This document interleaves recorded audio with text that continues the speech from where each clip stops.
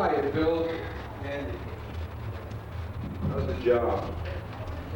Nothing to talk about it. Sure. I'm like, boy. My name is the guy that he is Portuguese. What's your name? Doug?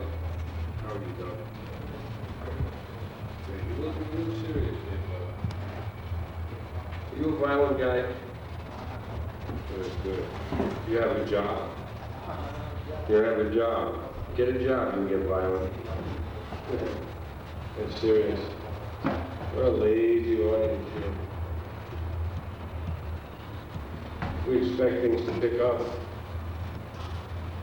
more or less. Well, I just got married to Lady Guy. My name is Sagayda Guy, and of course my wife's name is Lady Guy. And as I got a wedding gift. Because you know, I mean, you realize, just like George, oh, there's some more people. Hi! Hello! Welcome. But like George Bush says, as we know, I mean, the problem in America and the world is that there's no family structure stuff, right? I mean, George is right, he's right. Gotta believe in George. And so I guess what I was given this gift, the pitfalls in marriage and divorce when I got married. So I'm gonna read some of this stuff here. I wish there were a few more people here because I really hate to share such valuable information. By the way, and this was written by a Rhode Island person named John Quattrucci Jr. It was published in 1966. Yeah, I guess this is probably, you know, one of the authoritative books on the pitfalls in marriage and divorce. Let me read a little something from chapter 12. Do you have abnormal sex in your marriage? Abnormal sex, if not a chief cause for divorce, is pretty close to one. Abnormal sex conduct between, I'm giving you this information, is anybody else here married? Are you married? Yes. How long have you been married?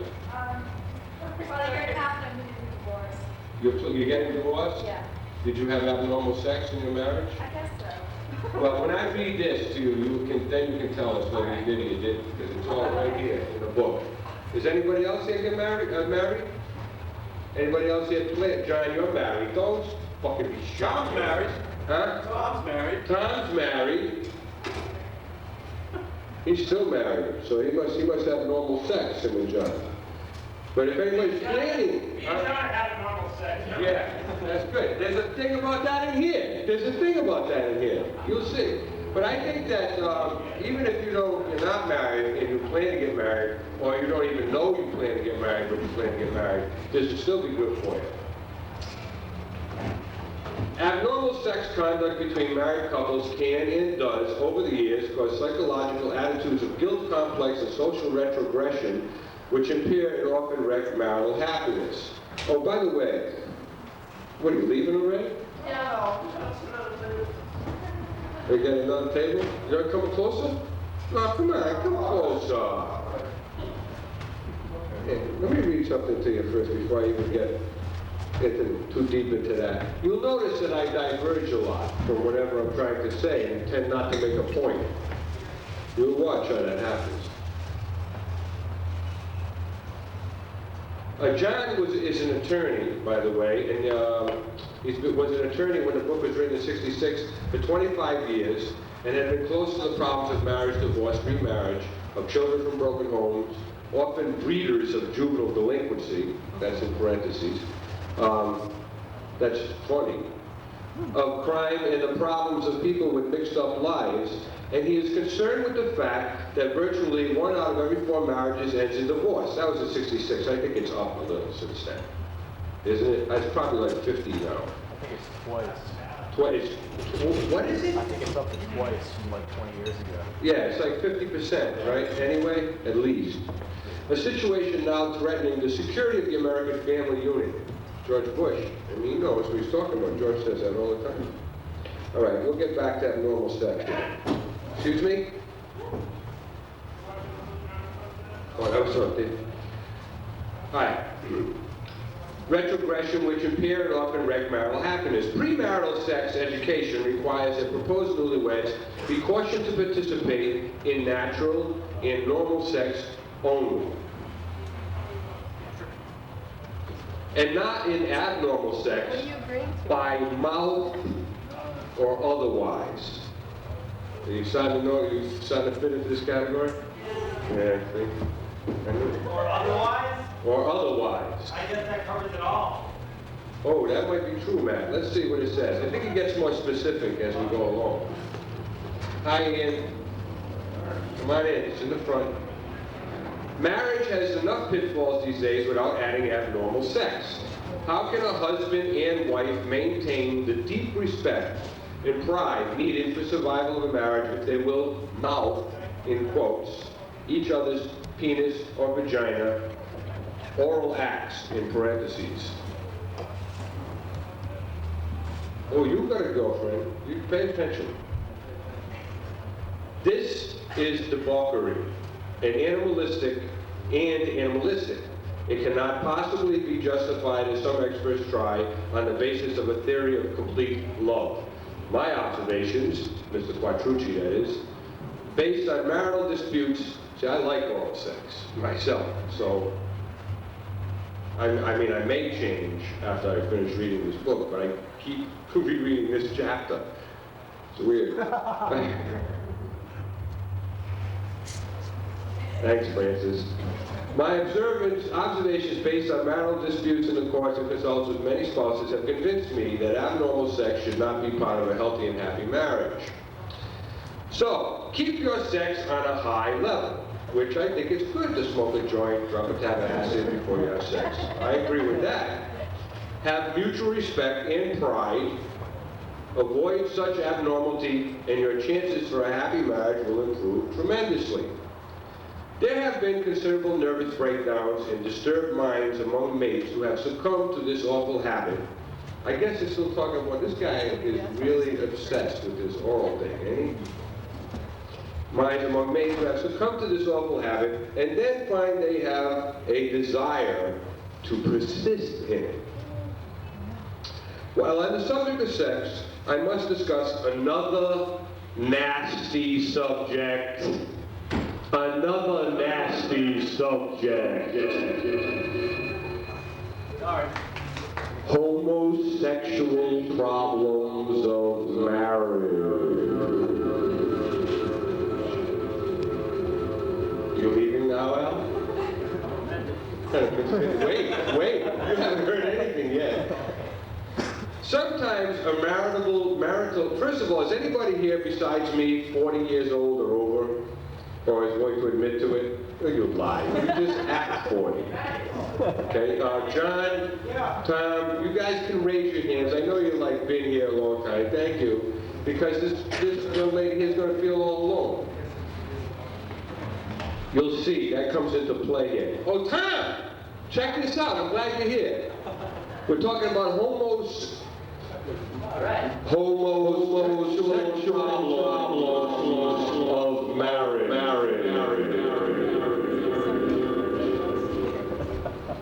Sometimes a marital problem occurs because your mate begins to associate with a lesbian or a homosexual theory or queer.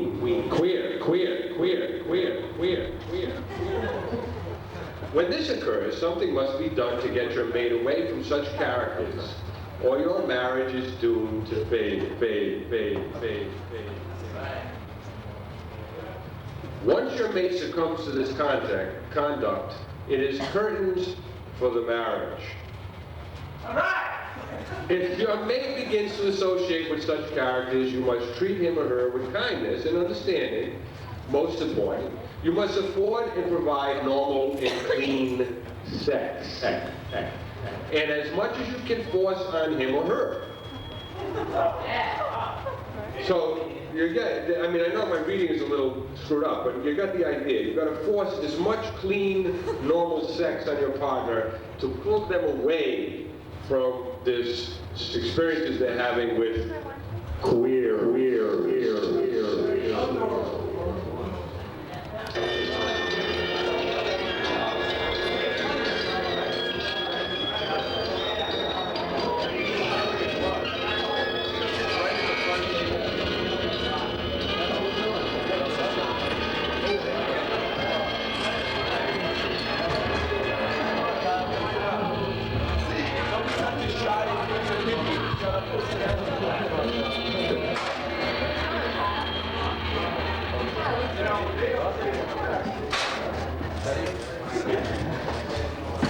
Just a little update on AS220's building campaign.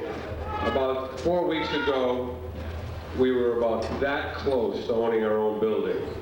And then a week and a half ago, we got that close. And now we're this close. And that's all I'm allowed to tell you. It's very exciting if it happens. Now, again, for those that don't know, we have a few things coming up. Wrong Hero. We've got Butterball and the Neo-90s Dance Band. And I just want to make it clear, it's not the Wrong Hero. It's just wrong hero.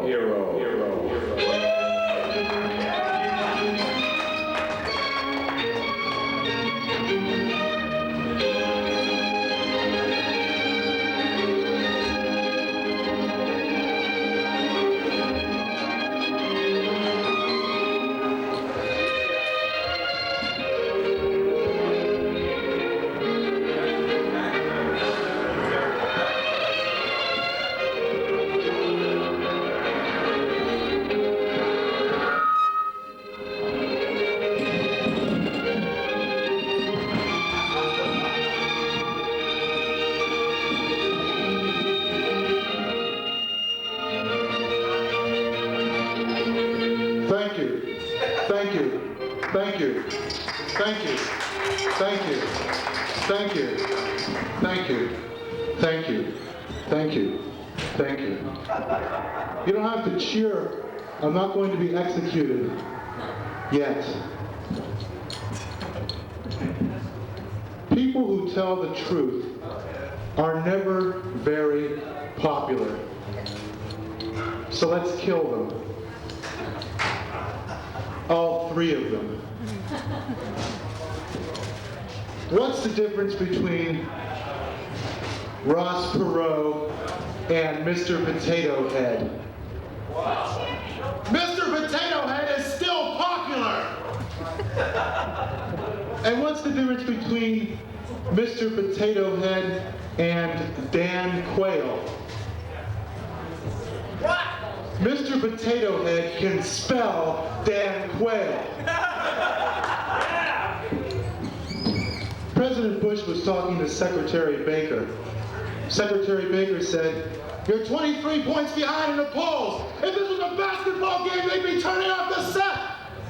And Bush said, "Well, what do you suppose I should do?" And Secretary Baker said, "I don't know, what would Ronald Reagan do?" And Bush said, "I don't have time to take a nap."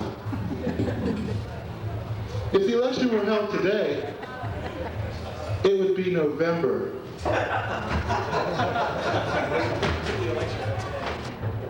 Bill Clinton was in the 4-H club, and he had the prize-winning hog at the Arkansas State Fair. But they made him put it back in his pants.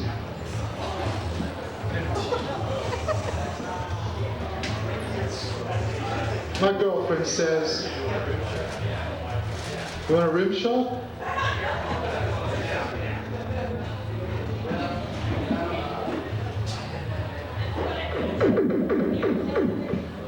I'll do that. But there's no microphone.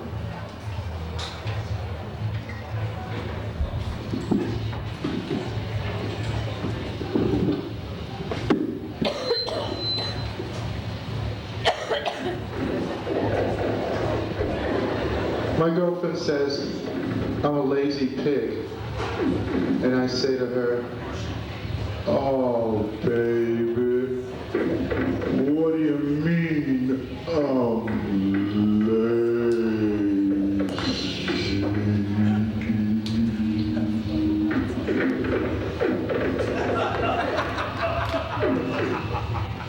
Do me a favor, will you? Move that there monitor back to where it was, if you would be so kind. I know you were only trying to help me. But I don't want your help! I don't need your help! Because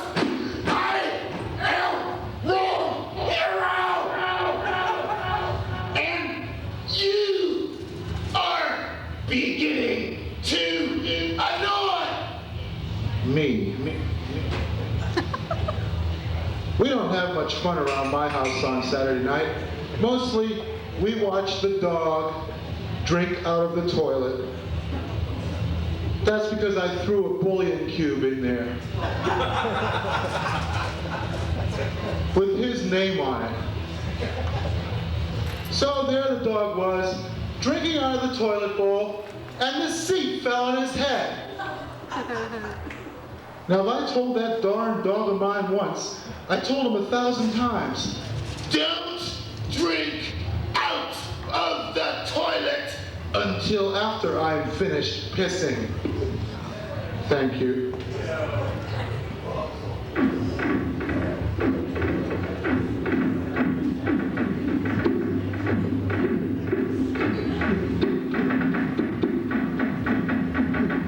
My dog is a good dog. He tastes like veal. I'm not trying to fatten you up for meat, earth flesh, but drink plenty of milk because it marbles your flesh with tasty fat.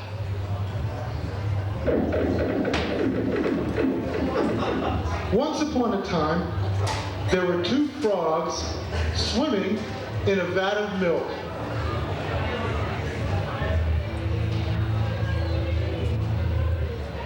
One of them was paddling and paddling to save his life, but he decided that he couldn't go on, and so he sank to the bottom.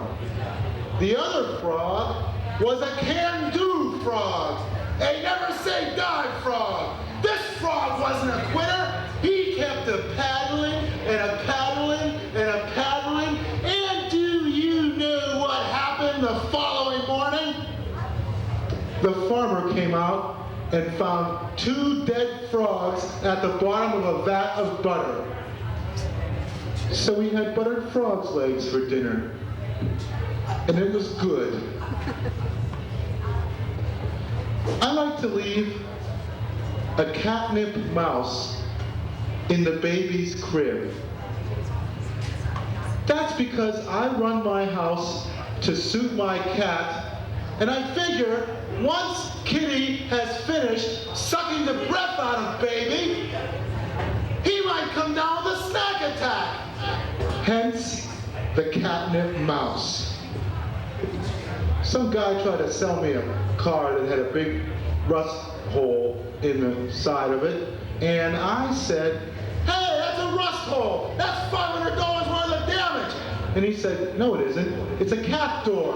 I ought to charge you extra for that.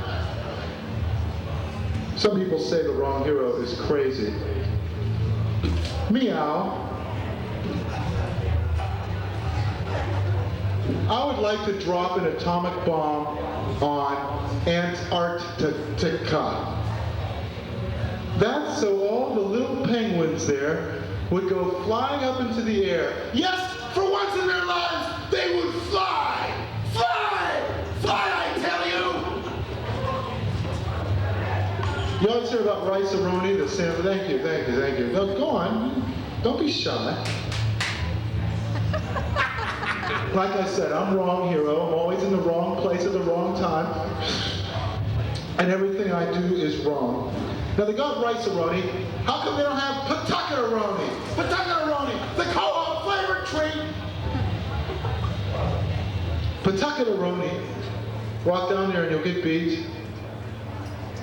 You ever like go to Newport, Rhode Island and smoke a Newport cigarette and pretend that it was Newport, Rhode Island that you were smoking?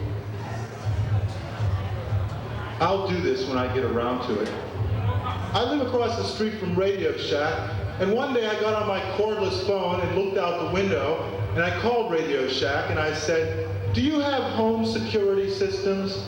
And they said, why, yes we do. And I said, some teenagers are shoplifting from your store.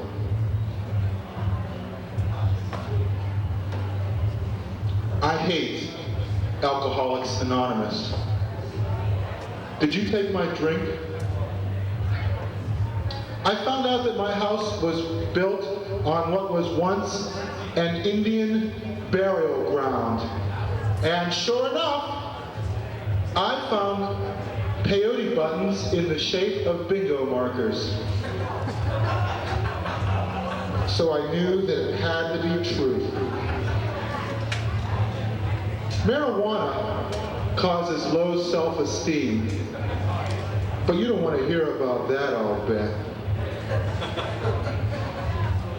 I would rather than take mescaline, sit in a hotel room and watch a cheap, broken color television and vomit at my own pace. Thank you. I think amphetamines should be legalized, and I'm going to lobby 25 hours a day until they are.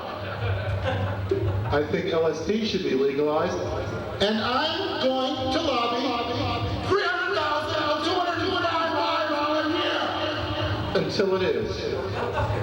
I think heroin.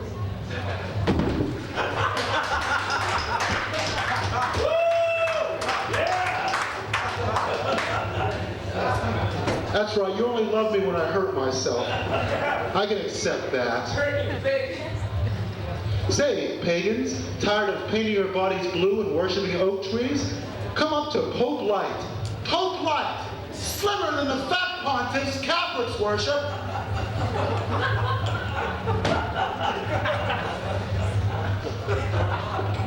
Say, Christians, do you eat locusts? Do locusts stain your teeth? Try this simple test. Breathe into the shroud of Turin.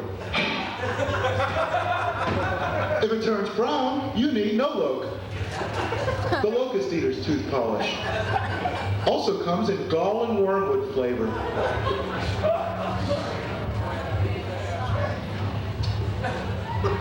Just remember this. You may make fun of God. You may say God is in the details. Get out already, get out. You're making me nervous, God.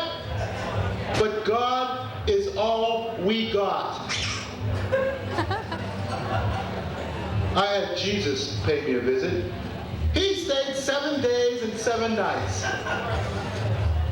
On the first night, he gave away my coin collection. On the second night, he invited all the tax collectors, prostitutes, and lepers in the entire town over to my house, and he turned all the wet bathwater in the Manischewitz, and it took me a week to get the ring off. On the third night, he came in naked and bleeding and said he had lost his robe in a dice game. On the fourth night, he got on a plane. On the fifth night, he was back. He said the pilot was Pontius Pilate. I don't remember what he did on the sixth night, but on the seventh night, he left his face on all my towels. I guess you can call us the God couple. Is that ASCAP or BMI? Oh, it figures. Well, all right. No, not buy American. Steal Japanese. I'm afraid to meet Japanese people. I'm afraid that they will expect me to be excessively polite. Oh, honorable foreigner son! I kissed your red ass!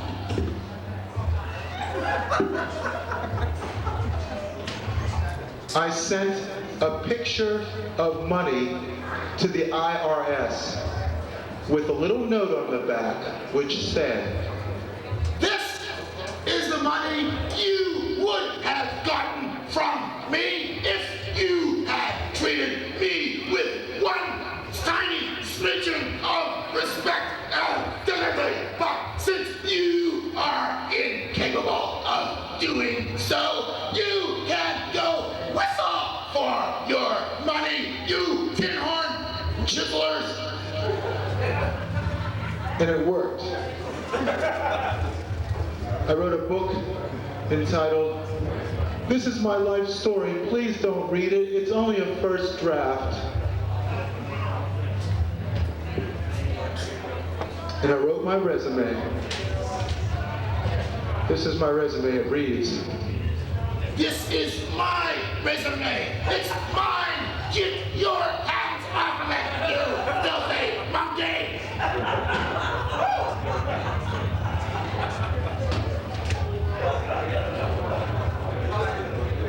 Hey, shut up down there already! Thank you! Good. Just remember, business is the religion of selfishness. I called the bank at 2 in the morning and said, "What are you doing with my money?" I walked into a bank and a dime fell out of my pocket and I said, "Whoa, little brother, get back in there. You're with the big boys now." Tried to cash my check at a Shawmut bank. A check written on their back. And the lady said, "I'm sorry, but we can't cash checks without a driver's license and a major credit card." And I said, "If I had a major credit card, I wouldn't have to cash this check now, would I?" I took an anteater onto a plane. We were flying over Manhattan, and it stuck its snout through the window and got sucked out. And all the passengers and the pilot all got sucked out of this hole. And this stupid fucking anteater left in the goddamn plane window because it was too stupid to be able to tell Manhattanites from ants. What is the difference anyway? You're not quiet enough for me down there. Thank you. Come up here. They're listening. I passed a man on the highway who had a bumper sticker on his car that said, "Ask me about my grandchildren." So I ran him off the road because my bumper sticker said, "It's not your grandchildren who do 55 in the passing lane, it's you I'm after." Because I'm the wrong hero. My friends call me Tyrant, the All-Powerful. My enemies call me, "Hey, stop swinging that thing in my hand!" Just for a joke, I went up to my father and said, "Dad, you may have common sense, but you're not very smart."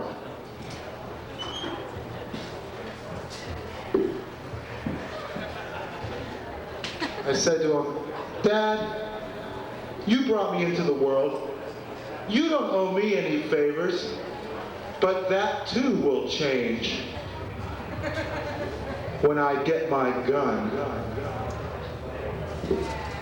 I started an organization called Save the Termites, but they ate my headquarters. They ate my secretary.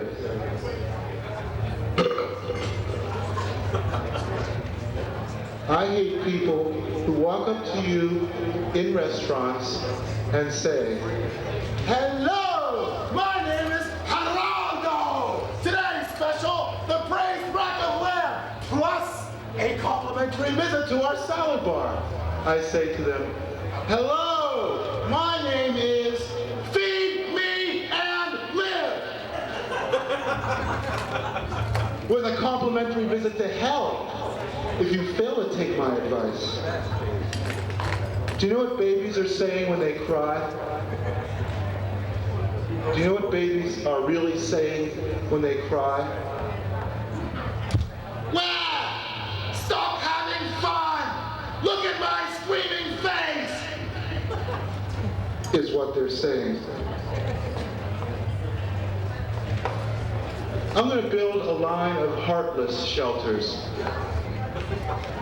That's where heartless people can go to hide from the homeless. This segment of The Wrong Hero is brought to you by the penis. Strong enough for a man, but made for a woman. And by recombinant DNA. We bring things to life. And by doorknob perfume. Your boyfriend will come off in your hand. Doorknob perfume. And by the Hitler Channel. Are you tired of watching arts and entertainment and not seeing enough of your hero, der Fuhrer, Adolf Hitler? Do they cut the good Hitler footage with lousy, crappy Stalin stuff? Do they show the same interminable footage of Hitler's victory jig over and over and over again? The Hitler Channel, because Hitler lost. Didn't he? Didn't he? Didn't he?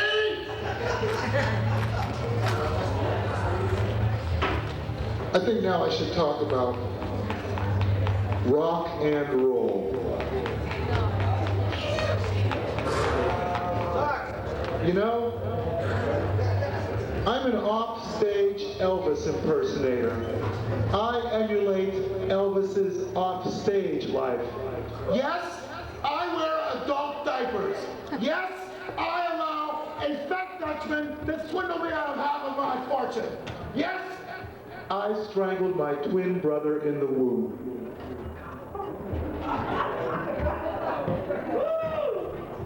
Well, my bad. One for the money, two for the show. My daddy was in jail, but I didn't want anybody to know. That's wrong. Die.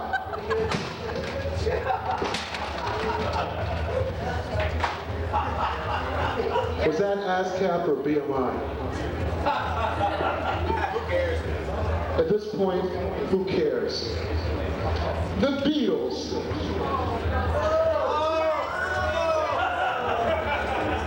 It's secret. Well, I am an idolatoclast. It's a fancy, hoity-toity, perfumey water on your arms way of saying that you like to break idols. John Lennon. He kicked his best friend, Stu Sutcliffe, in the head and gave him a brain tumor. Your hero. This is the way he treats his best friend. What would he do to his enemies? And Paul McCartney. I'd like to get Paul McCartney's great big bulgy sad black Walter Keane eyes and pop them with an enormous syringe. Oh, by the way, I got all of George Harrison's records over there. Do I hear $2? $2? Do I hear $1.50? Do I hear $1? 50 cents? 25 cents? 25. You're evil! And Ringo Starr. He's okay. Anybody want this? Yeah, I do. Yeah. Well, come over here. You don't want to work for it, huh? Just come over here. Give it to him. That's right. Bob Dylan. Yes, kill it. He's mean. He's lazy. He taught the Beatles how to smoke marijuana. And those are his good qualities. Anybody want this? You will stay forever dead.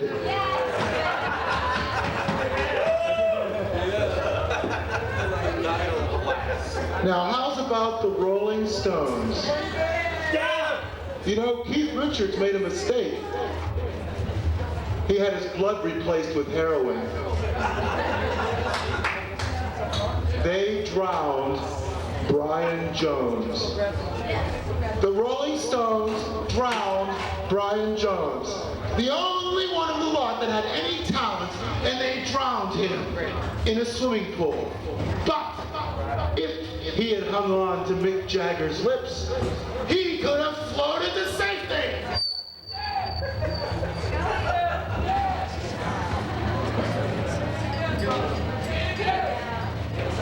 Hey, any Doors fans out there?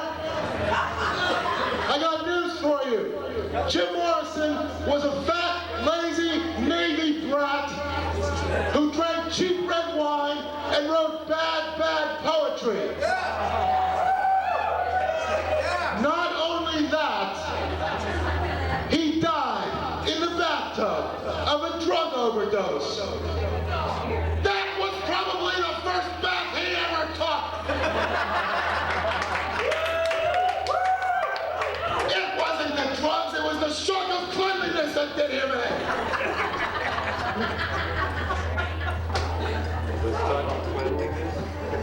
And the Beach Boys. How many are there? 4, 5, 6? They're so fat you can't even tell. Brian Wilson was deaf in one ear and tone deaf in the other. They call themselves the Beach Boys. They couldn't surf. They couldn't even swim, if Dennis Wilson is any indication.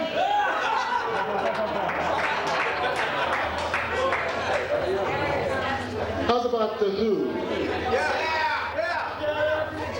You know, Pete Townsend wrote, "Let my love open the door." Too bad he didn't think about that at Riverfront Coliseum in Cincinnati.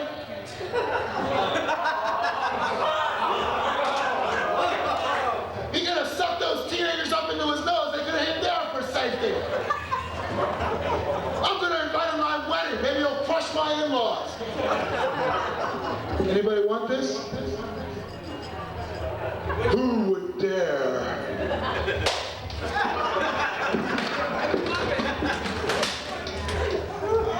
Don't forget your only friend. Hey, I got this for $25. I call that a bargain. The best I ever had.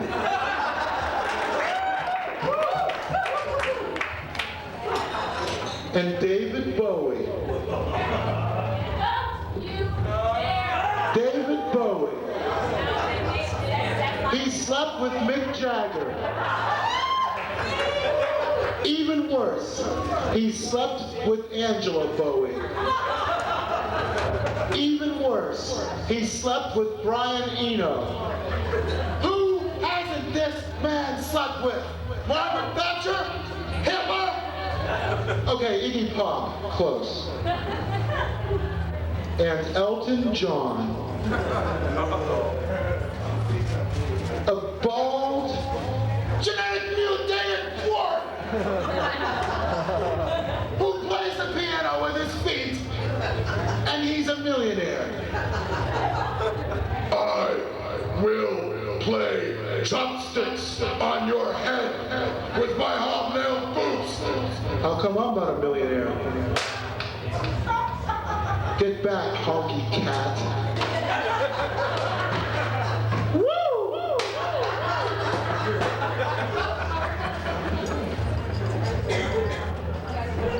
Any Fleetwood Mac fans down there? Here.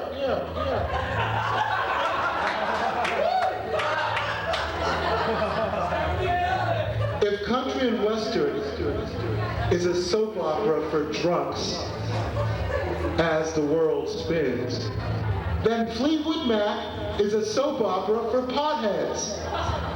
Anybody want it? There's 2 of them. Nobody? I want it. Are you sure? I want it. Well. Target audience, anybody? Here they are. BWFH. Hey, I want that record. Crosby, Stills, Nash and Young. But I call them BWFH. Stands for boring, whiny, fat hippies. Now, does anybody still want it? Yeah, I want it. All right, this time you got to come up here and get it. Don't worry, even though my foot is at the level of your neck,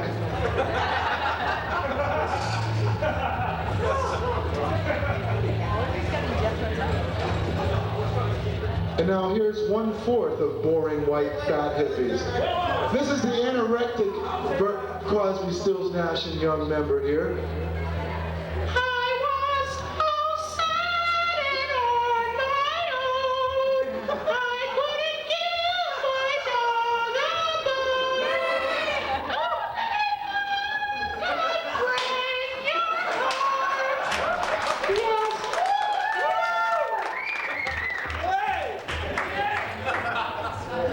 Does anybody remember Harry Chapin?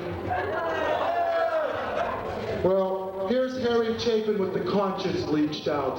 Billy Joel. Does anybody want this? Kill it! This one deserves a special slow death.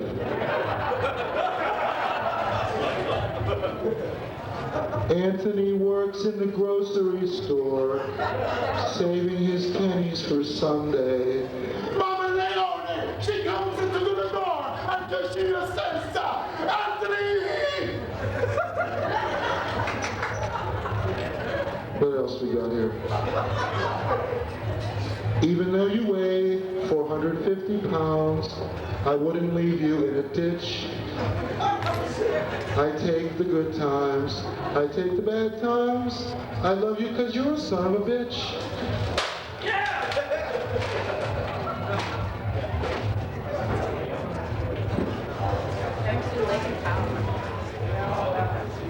You do?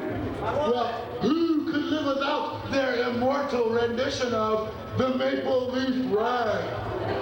I want it! For that matter, I believe in Father Christmas. I believe in fairy bells. I believe in twinkle toes too.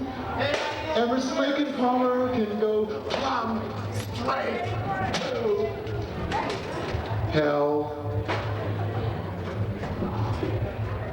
Now, who among you at one time was actually stupid enough to worship this braying, monomaniacal, patriotic, jingoistic, fired up with his own sense of self-importance, moron, Bruce Springsteen? Raise your hands.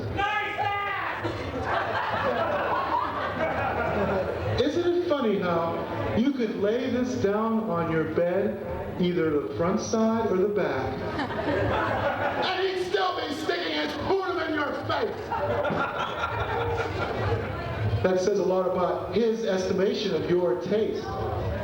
Who wants it? Okay, what's on it? Oh, you don't think you care?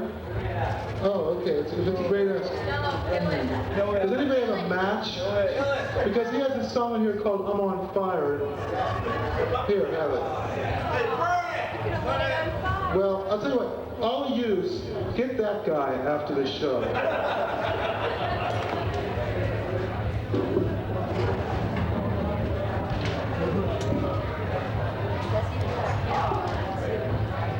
Before I leave, I would like to share with you a few insights I have gathered over the course of 7 bleeding, desperate, starving years of doing the same old crappy jokes over and over until I decided to put on a mask to hide my acne and to put on this hat, which only a crazy person would wear, and to put on this dress because I got into a pissing match with Zorro. To tell you just a few of these things I've gathered. First of all, everyone else always ruins it for a few assholes.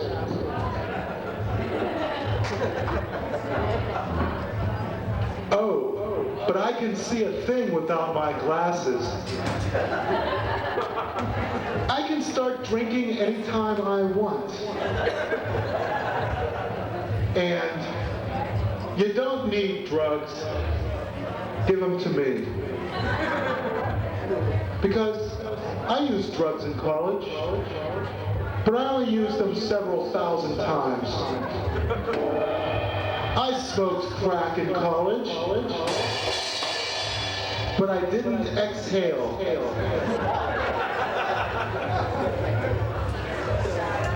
In college, my roommate was a fire eater. And he used to say, "Is it hot in here or is it just me?" And I said, "It's not the heat, it's the humanity." Come on, you're allowed to go, "Whoa." I'll do it for you.